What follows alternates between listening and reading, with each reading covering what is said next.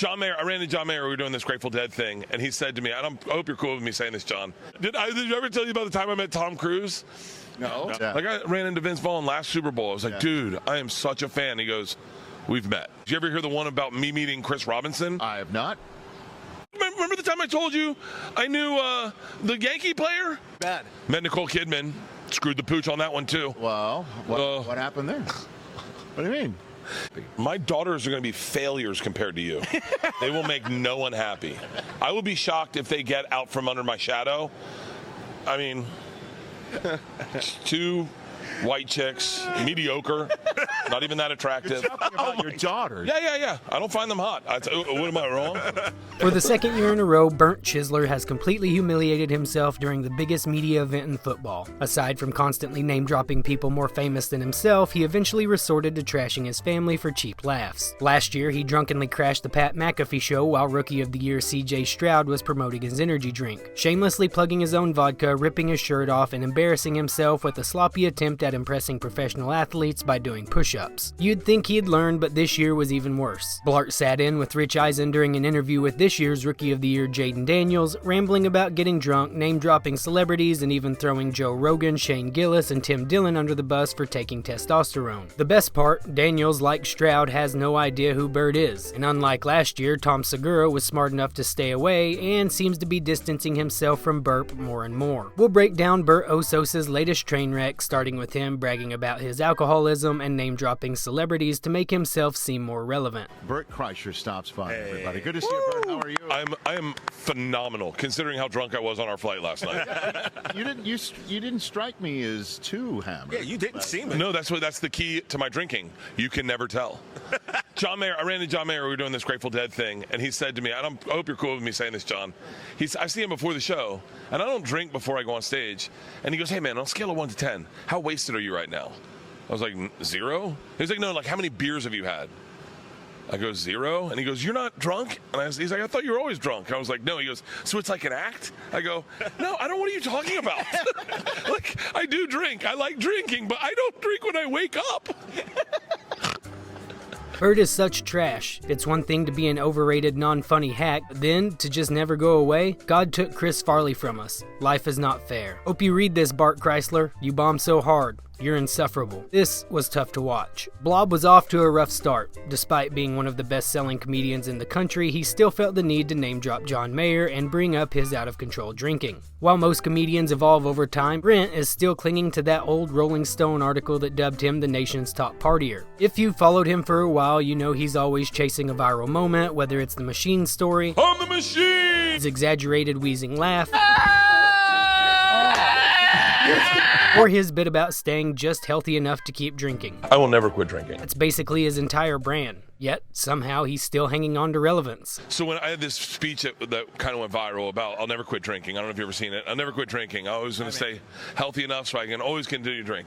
Drink at sunset or whatever I said. But in this speech, I said, when you get on a plane, they go, can I get you something to drink? You say, double Jack on the rocks, lots of rocks. Well, man, that has gone viral with flight attendants. I didn't say anything on the plane. No. She walked up, double Jack on the rocks, lots of rocks, and I went, my wife's sitting next to me going, Bert, I think they play that on a loop at frat houses. I think, man, it is probably, like, you get lucky if you get one thing to get recognized for. Like, the Machine, very lucky to get that went viral. But, man, that speech, and I didn't want to do that interview because Caleb, I just got nervous because Caleb's in character. Yeah. So and I'm not good with those. So I was like, I'm gonna suck at it. I don't want to do it. I don't know how to answer those. Man, I'm so glad I did it. That one interview went viral for me. It's amazing. So you don't have to order drinks on a plane now sometimes? They just bring it to you? Like, Double Jack on the rocks, lots of rocks. and that's how it was brought to you last night? And I love Jack Daniels. Like, I love my vodka. I know I'm supposed to say that. But I own the company, so I can say whatever I want. I love Jack Daniels. I love a double Jack on the rocks, lots of rocks. Oh, I love that drink. I would have one right now if I could. For comedy fans, it sucks to watch someone as talentless as Bart rake in millions off the same tired stories. Being the Machine, I'm the Machine! Being an alcoholic, or being such a notorious drunk that even flight attendants know his drink order. Honestly, it's kind of sad when your entire persona boils down to narcissism and looking like a sunburned tomato from all the booze. He's becoming so insufferable that even his best friend seems to be distancing himself as much as possible. I could not get Tom to come back this year. Why? He doesn't like fun. He'd rather sit at home. Yeah, I was about to say, what? He doesn't like fun. Like that's the fun thing. Like, okay, so I'm always fun. So to have fun with me is it's like a regular day. But to have fun with a drip like Tom or my wife, when they have fun, man, you really have fun. Like Rogan is always fun. Rogan's always fun. Ari, I mean, sometimes he drugs you, whatever. But like Tom, when Tom turns it over and gets a little, it is really fun. I think Tom and Blart's wife are just as exhausted with him as the rest of us. Being around a narcissistic loudmouth drunk has to get old fast. And of course, Kreischer can't help but remind everyone, by the way, that he's friends with Joe Rogan and Ari Shaffir. On the other hand, seems to be putting as much distance between himself and Bert as possible. 3 of the last 4 Two Bears, One Cave episodes were solo or featured a guest without them hosting together. And when they finally reunited for an episode, the entire conversation revolved around Bert's personality disorder and the fact that he's now in marriage counseling and openly admitting he wants the world to revolve around him. Leanne got mad at me today when we walked out of couples therapy, and I said that was a tie, and she went, "We can't look at therapy that way." And I was like, "I have to." Like, and I honestly, if I had shut my, I knew I could have. Why do you have to see it that way? I don't know. It makes it fun for me. Yeah. But she said, I have such a dysfunctional brain. Our therapist said, just giving you a heads up if you ever say that you're going to harm yourself, if you're going to do drugs. No one gets me. Like, no one understands me. I don't even understand myself. Well, I had like a moment where I said to Leanne, I was like, am I a narcissist? Good. Okay, we're done with your story. So let me explain to you what happens when I'm listening. Because now that when you say, I fucking do not listen to people. Yeah. I hear things you say, and I think... And I immediately internalize it about how have I experienced something like that. Bert, this is the millionth time you've had this conversation on the podcast. Pretending to not understand he makes things about himself is just the next step of conversation in making the conversation about himself. It would blow my mind if he said, "Tom, how have you been doing?" This has to be why Tom is distancing himself from Blart. He literally turned an entire podcast into a personal therapy session, rehashing the same conversation they've had a million times before. You can see it on Tom's face. He's just responding out of obligation, completely checked out. Blurb is a broken record, and his shtick is wearing thin on everyone around him. Even marriage counseling isn't working. My advice? Stop drinking and lay off the drugs. I'm on a lot of testosterone. I'm on the same guy Rogan's on. So, like, legit, I'm like, I got hair growing out of my back like crazy. Rogan's on it too? We didn't say that out loud. But yeah. I think we're all on it. I think Shane Gillis is on it. I think Tim Dillon's on it. I think we're all on it. It's healthy for you. I'm sure Rogan, Gillis, and Tim Dillon are thrilled that Bohr is airing their personal medical information to millions of people. Way to name drop Shane and Tim too, like you're on their level of comedy. He's not even on Rogan's level of comedy, and the funniest thing Rogan has ever done is a stool. Why do you do that? It looks dumb! And who in their right mind would put their friend's testosterone use on blast like that? And the fact that he's claiming it's healthy? Sure, it can be, but only if you're taking care of your body in other ways. Not drinking excessive amounts of alcohol and taking testosterone. Blert's been on it for over a year now, ever since he was bragging about it last year during his cringeworthy crash of CJ Stroud's interview. Most people who use testosterone for that long end up looking shredded, but Bert, he actually looks worse. But hey, it's good for you, right? Did I ever tell you about the time I met Tom Cruise? No. Dude, so Tom Cruise in Magnolia when he has that long hair. Yeah. And I bump into Tom Cruise at the after party for the movie. At the after party for the movie. Oh, shut up. Yeah, Jayden Daniels is here. Take a seat. Bert's moving over in the middle of his head. Yeah, my phone's right next to you. If you see a picture of me benching 315, don't worry about it. Good to see you, Jayden Daniels. What a pleasure to see you in person. Thanks for having me. Courtesy of Invisalign being here. We appreciate that. Yeah, man. But you're representing Invisalign? I am. Do you use Invisalign? They're in right now. For real? Yeah. That looks normal. My wife got Invisalign. I go, plastic surgery, and you choose your teeth? Well, Jayden Daniels just sat down. Unfortunately, our radio audience is going to have to leave in a second. Bert, will you stick around to top? I'll stick around. Dude, such fan. Go. Do you know who I am? Do I? No. Who are you?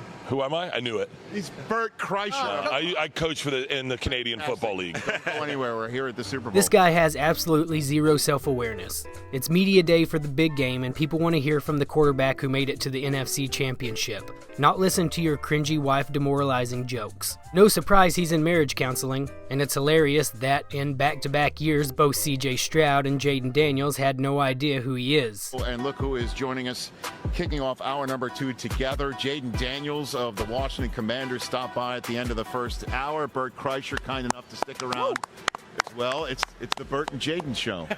We should do it like a buddy cop thing. Me and you. Like I'll tire them out while they beat me up, and then you go and clean them up. Because he is cool under pressure, right? I mean, he's so cool talking to him. I said, "Do you drink?" He goes, "Sometimes." I said, "The answer is no, then." Great answer. Great answer. Great answer, man. Great answer. And I'm just thrilled that you're sticking around here as well. By the way, I would pay to see a show. Yes. With the two of you guys. Oh, I would in a heartbeat. Why don't you come on my podcast? Let's do it at some point. Let's do it. Yeah. Do you have any favorite comics, comedians? Him. Great answer. Jayden Daniels makes. I was trying to FaceTime Donnell Rollins. Donnell Rollins would lose his mind if you saw it. Oh my God. Watching Barry try to connect with younger people is almost too cringe to watch. The best he can come up with is, "Hey Jayden, good to meet you. Do you drink?" And of course he name drops again, thinking Jayden will be impressed if he knows Donnell Rawlings. Honestly, it felt pretty racist to me, like he thinks he can relate to Jayden by naming the one black comedian he knows. It's awkward and uncomfortable. Jayden probably doesn't even know who Ashy Larry is anyway. Ashy Larry, Marcy Projects, Marcy son, what? It only gets worse as the segment goes on. Bart tries to make it all about him, even though Jayden is on a tight schedule, making the rounds and only has a few minutes before his next interview. Instead of being funny, Blurt takes it to a really uncomfortable place, trashing his own daughters, saying they're going to be failures compared to him, and calling them unattractive. If you enjoy this content, please make sure to like and subscribe. It goes a long way in pushing my content out to a wider audience. Gracias. You have made an insane number of people happy. My daughters are going to be failures compared to you. They will make no one happy. I will be shocked if they get out from under my shadow. I mean, 2 white chicks, mediocre, not even that attractive. You're talking about your daughters. Yeah. I don't find them hot. What am I wrong? That's crazy. It's got to be cool for your parents to see this happen for you. Yeah, I think so. I mean, it's cool for it to happen, right? But as a parent, to see you shine and succeed has got to be really awesome. I think they're more famous than I am. Really? Yeah. I don't know. I think my mom got me. Is that why? I think so. I think my mom got me. Wait, you want to get sad for a second? How old's your mom? How old's your mom? How old? Yeah. 45. Why is that sad? Because I could be his dad. Like, I feel like athletically we're peers, and then I realize that I'm older than his dad. That he looks at me and he goes, "Look at that old man." I know. As opposed to, I go through this every day. Isn't that crazy? I know. One day you're going to be old. Hey, I got some time.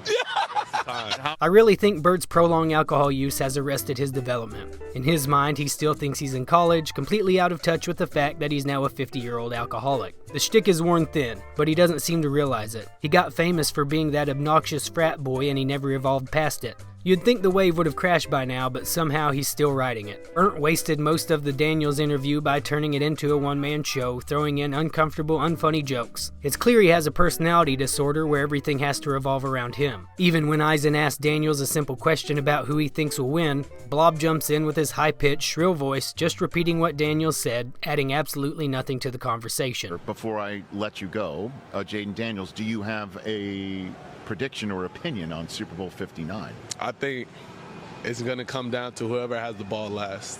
It seems like all the games, whoever has the ball last wins. I do not want a Super Bowl. And you as a pro tell me. I do not want a Super Bowl where we're just watching the Chiefs just get a little first down and then just kneel and go, "We won." I want it to come down to like a final play. Everything on the line. They need a 2-point conversion to win. I want that for my Super Bowl. I'll be very excited. How well-rounded is this kid? Like, if I was him, Yeah. First of all, I'd be dripped in gold, right? I'd have chicks behind me in bikinis. I'd be a mess. I'd have white powder all here. You'd be like, Careful. yeah. God, man, you must have none great of that. parents. That's Your why parents back there? My mom is somewhere around here. Yeah. And I don't think she's like inheriting that, Bert. Yeah. I don't think mom. But by the way, I'm too old for his mom. His mom looks at me and she goes, "Yeah, I don't date old men."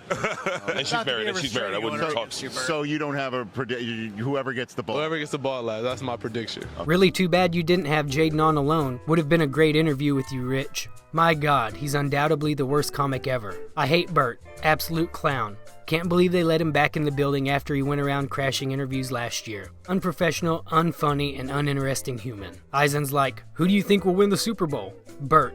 If I was a famous athlete, I would be hammered and draped in gold and zooted out of my brain. Just an absolute disaster. Like, seriously, Kool-Aid man. Stop drinking and I promise you will get better at being a normal person. Get some clarity. After Daniels ran away from the interview as fast as possible, Beard continued to take the interview and name drop people who are more famous and more interesting than him. Mahomes is so good. He's so good. Have you met him? I don't know. I don't remember meeting people, and like I stopped losing my mind over famous people. So I'll meet people. Yeah. Like I ran into Vince Vaughn last Super Bowl. I was like, dude, I am such a fan. He goes, we've met. I was like, oh, cool.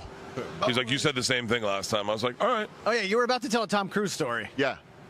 You were telling. Oh, yeah. It was at Magnolia. It was at the premiere, and I was at the party afterwards. Yeah. And he still had the hair, and I bumped into him, and I turned around, and I saw Tom Cruise. We're face to face. He smiles, and I go, you have beautiful hair. And he just went, thanks, and just walked away. Yeah, I'm bad with celebrities. You ever hear the one about me meeting Chris Robinson? I have not. The Black Crowes, Chris Robinson? Okay. No, I'm at dinner with a guy named Chris Cole, professional skateboarder.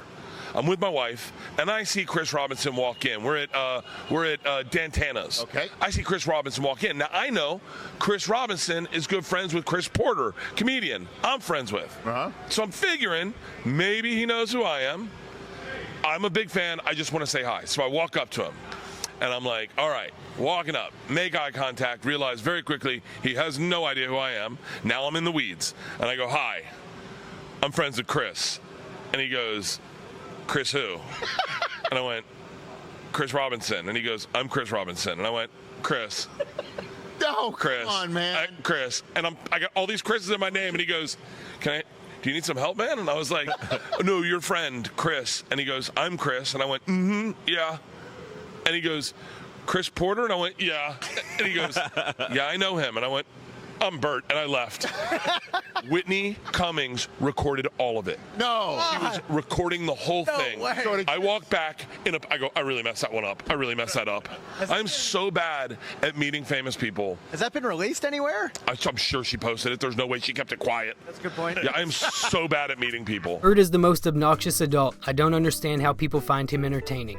Is this guy on Zoot or something? This was rough. Just like last year, Bert ruins a good guest appearance and kills the mood. Producers, please stop having this idiot on here. Bert is so insufferable, he actually makes me lose respect for Rich Eisen for even having him on his show. Bert is the living embodiment of the decline of Western civilization. He's like if Tucson, Arizona was a person. Remember the time I told you I knew the Yankee player? Yes. Oh, yeah, but you got it wrong. I got it wrong. You said it was Mattingly who treated you like crap, and it was Dave Mackinnon, right? Dave Mackinnon. He wasn't even a Yankee. He wasn't even a Yankee. I'm so bad. And I was so upset that my childhood hero would treat you so poorly because it's so unlike Don Mattingly. And then years later you came up to me and go, oh, by the way, it wasn't Mattingly. What the hell? I got into a fight one time with a guy, like almost got in a fight. But I bowed him up, like I scared him. And the guy looked like Louis C.K. So that's one story. But when I told it to my wife, I said I thought it was, because I thought it was Louis C.K. It wasn't, and then the confrontation happened. When I told the story to my wife, I said he looked like Louis Anderson, which is a different story. Like just punking Louis Anderson. What's wrong with you? Is different than punking a 6'2" redhead. Louis Anderson. And by the way, even that fight was horrific because I'd pulled up to get my bathing suit for my sisters. They lived upstairs, so I blocked his spot to park. And so the guy zips around and he gets real angry. And as I pull out, he says something, and I said to him, "I was getting my bathing suit." Oh my God. That's all I got. Let me know what you think.